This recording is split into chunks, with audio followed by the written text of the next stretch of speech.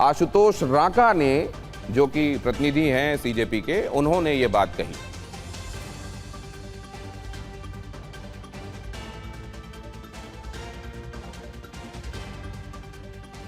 क्या क्या चल रहा है इस समय, सरकार के खेमे में क्या एक्टिविटीज देखने को मिल रही हैं, सीजेपी क्या सोच रहा है, उधर क्या चल रहा है, विपक्ष समग्रता में विपक्ष की क्या रणनीति है, विपक्ष एक है भी या नहीं है इस मुद्दे पर, और इसको लेकर अभी तक हुए घटनाक्रम और आने वाले दिनों में संभावनाएं, इन सब को लेकर अब हम न सिर्फ आपको अपडेट्स देने वाले हैं बल्कि विश्लेषण भी करने वाले हैं। हमारे साथ हमारे संवाददाता जुड़ रहे हैं, आनंद प्रकाश पांडे लगातार सरकार क्या कर रही है, सोच रही है, संसद से लेकर बाहर तक आपको इस बारे में जानकारियां वो देते रहे हैं। हमारे संवाददाता अमोद राय भी आपको इस संदर्भ में जानकारी दे रहे हैं। जंतर मंतर से हमारे संवाददाता विवेक शर्मा आपको बता रहे हैं कि सीजेपी के खेमे में क्या चल रहा है।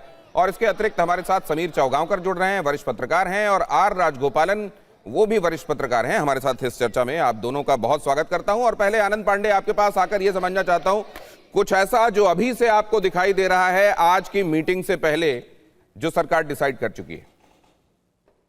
देखिए, आज जो करीब 3:30 बजे के आसपास बैठक है, उस बैठक से ज्यादा उम्मीद नहीं लगाई जा सकती है, क्योंकि जो उनकी एक मांग है धर्मेंद्र प्रधान के इस्तीफे को लेकर, उसको लेकर सरकार तैयार नहीं है। सरकार का कहना है कि हमारा मकसद ये होना चाहिए कि हम सिस्टम को दुरुस्त करें, ना कि किसी के इस्तीफे पर अड़े। अभी अगर मान लीजिए सरकार का कहना है कि हमने अगर धर्मेंद्र प्रधान का इस्तीफा ले लिया, कल को फिर कोई पेपर लीक हो गया तो फिर क्या अगले शिक्षा मंत्री का इस्तीफा आप लेंगे, उसका फिर कोई पेपर लीक हो गया फिर कोई इस्तीफा लेंगे, तो ऐसे तो फिर सिर्फ इस्तीफे होते जाएंगे, फिर सिस्टम में सुधार कैसे होगा और काम कैसे होगा। तो ऐसे में आज की बैठक से ज्यादा उम्मीद नहीं की जा सकती।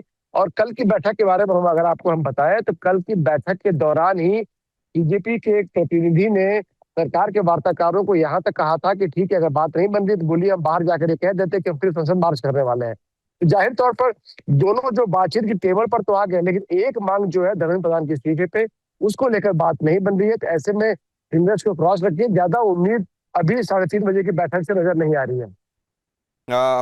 ये महत्वपूर्ण बात आप बता रहे हैं कि इसको लेकर कोई ऐसा अभी रास्ता बनता हुआ फिलहाल दिखाई नहीं दे रहा है जो इस डेडलॉक को तोड़े। लेकिन बाकी की जो दो मांगें थी, उनमें क्या अब ये तय कर लिया गया कि इसकी निटी-ग्रिटीज क्या होंगी? मसलन कंपनसेशन को लेकर क्या अमाउंट और दूसरे केसेस जिनके ऊपर से विड्रॉ किए जाने वाले हैं समग्रता में किए जाएंगे, या कुछ एक केसेस जिन्होंने जो इस मामले में रेयरेस्ट ऑफ द रेयर की कैटेगरी में आएंगे, जिन्होंने इस तरह की काम किए हैं जो आंदोलनकारियों को नहीं करने चाहिए, क्या उनको रखा जाएगा? उनके खिलाफ केसेस विड्रॉ नहीं होंगे, अब संपूर्णता में केसेस विड्रॉ होंगे? ये मैं अगली बार आऊंगा तो आपसे समझूंगा। लेकिन अमोद राय के पास जाने के पहले समीर चौगांवकर, आपसे मैं जानना चाहता हूं कि ये सोचा जाना या कहा जाना कि अगर यहां पर इस्तीफा दे भी दिया जाए तो आने वाले दिनों में क्या इस तरह की घटना होगी तो फिर इस्तीफा होगा, और फिर लीक हुआ तो फिर इस्तीफा, तो मतलब क्या इस बात को लेकर सिस्टम में कॉन्फिडेंस नहीं आ पा रहा है कि हम ऐसा कुछ कर पाने में कामयाब हो जाएंगे कि अब पेपर लीक्स नहीं होंगे?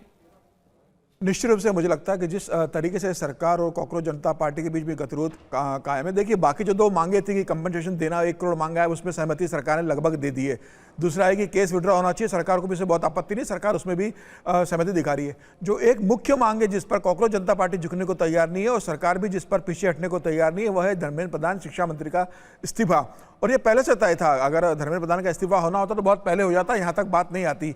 अब बातचीत उस स्तर पर पहुंच गई कि वहां पर सरकार भी पीछे हटते हुए दिखना नहीं चाहती और कॉकरोच जनता पार्टी ने भी इसे अपने नाक का सवाल बना लिया। अब दोनों के लिए नाक का सवाल है। मुझे लगता है कि सरकार फिलहाल आज कोई प्रस्ताव देगी और सरकार सोमवार का इंतजार करेगी। सोमवार को सरकार बिल लेकर आने वाली है जिसमें कड़े कानून का प्रावधान है। सरकार सदन में चाहेगी कि विपक्ष भी चर्चा में सहभागी हो, ये बिल पास हो, और उसके बाद सरकार का अगला कदम क्या होता है उसके ऊपर मुझे लगता है नजर होगी। लेकिन आज तीसरे दौर की बातचीत 3:30 बजे कॉकरोच जनता पार्टी और सरकार के बीच होने वाली है, उससे मुझे कोई बहुत उम्मीद नहीं है कि उसमें कोई धर्मेंद्र प्रधान के इस्तीफे की बात सरकार कह देगी। फिलहाल धर्मेंद्र प्रधान बने रहेंगे, सरकार सोमवार को बिल पेश करेगी, उसको पास करवाएगी, उसके बाद सरकार का रुख क्या होता है। कॉकरोच जनता पार्टी क्या सरकार का बिल देखकर अपने कदम पीछे खींचती है या और आंदोलन को तेज करती है, संसद का घेराव करने का या प्रदर्शन करने का प्लान करती है, उसको कितना समर्थन मिलता है, क्योंकि सोनम वांगचुक ने अपना अनशन तोड़ दिया है। सोनम वांगचुक कैसे भूमिका निभाते हैं और कॉकरोच जनता पार्टी से वो इस बात की अपील करेंगे कि भाई सरकार अच्छा बिल लेकर आई है, अब आप ये जिद छोड़िए और आंदोलन को खत्म कीजिए। या आने वाले समय में फिर सोनम वांगचुक इनके साथ जुड़ते हैं, देखने वाली बात होगी। फिलहाल सरकार का जो रुख है मुझे लगता है वो यह है कि धर्मेंद्र प्रधान का इस्तीफा नहीं होगा। सरकार इसमें आमूलचूल परिवर्तन करना चाहती है, नए कानून लेकर आएगी, व्यवस्था सुधारेगी। 45 अधिकारी को कल बर्खास्त कर दिया गया है, शिक्षा सचिव का ट्रांसफर कर दिया गया है विनीत जोशी जी का।